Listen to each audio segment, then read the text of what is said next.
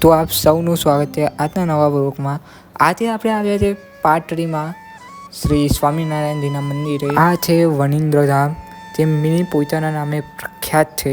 તો ચાલો મંદિરના અંદર જઈએ અને ભગવાનના દર્શન કરીએ।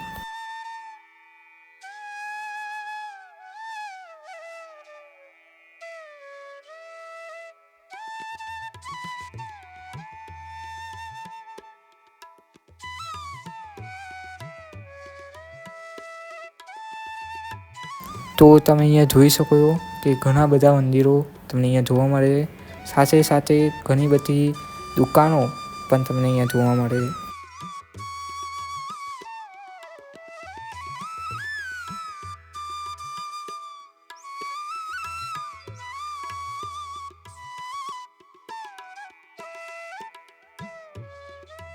તો સામે તમને મંદિરનું ભૂતનાલય જોવા મળે છે।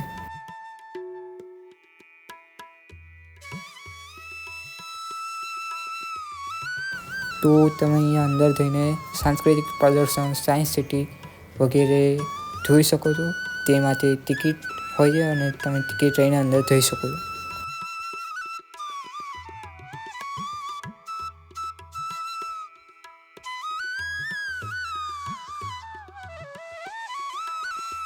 તો આવો હવે આપણે ભગવાન સ્વામિનારાયણના દર્શન કરીએ।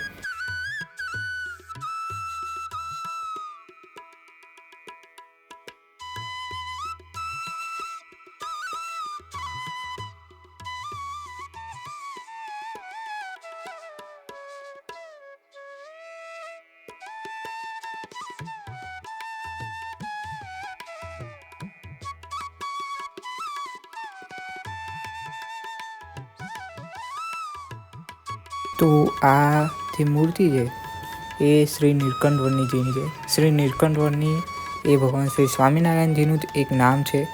તમે અહીંયા જોઈ શકો છો કે કેવો અદ્ભુત નજારો છે।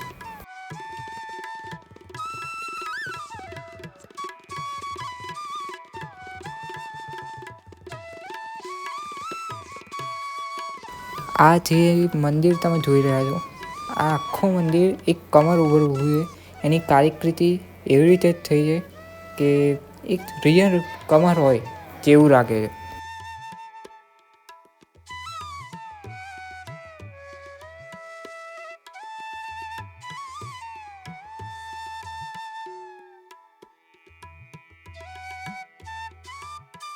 તો આવો ભગવાન શ્રી સ્વામિનારાયણજીના દર્શન કરીએ।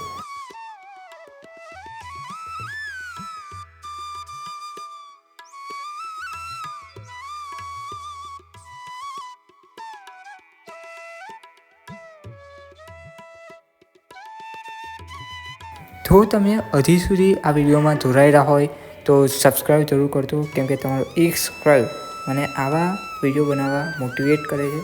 તો સબસ્ક્રાઈબ જરૂર કરજો અને વિડીયો પસંદ આવે તો લાઈક પણ જરૂર કરી દેજો। તો તમે આ મંદિર જોઈ શકો છો, આની કારીકૃતિ એવી જ થઈ છે કે એકદમ રિયલ સોનાનું મંદિર હોય તેમ લાગે છે।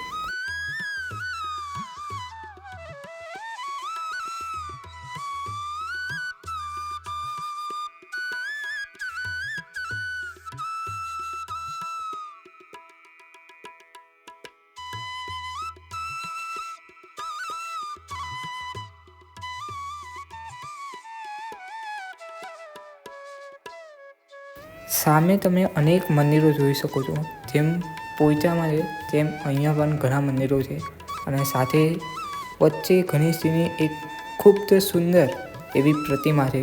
મને એ જણાવતા ખૂબ દુઃખ થાય છે કે અત્યારે બપોરના 2 વાગી રહ્યા છે અને હું તમને આ મંદિરોના દર્શન કરાવી શકતો નથી, કેમ કે બધા જ મંદિરો અત્યારે બંધ થઈ ગયા છે અને શ્રી સ્વામિનારાયણજીનું એકમાત્ર જે મંદિર ખુલ્લું હતું એ પણ અત્યારે બંધ થવાનું છે।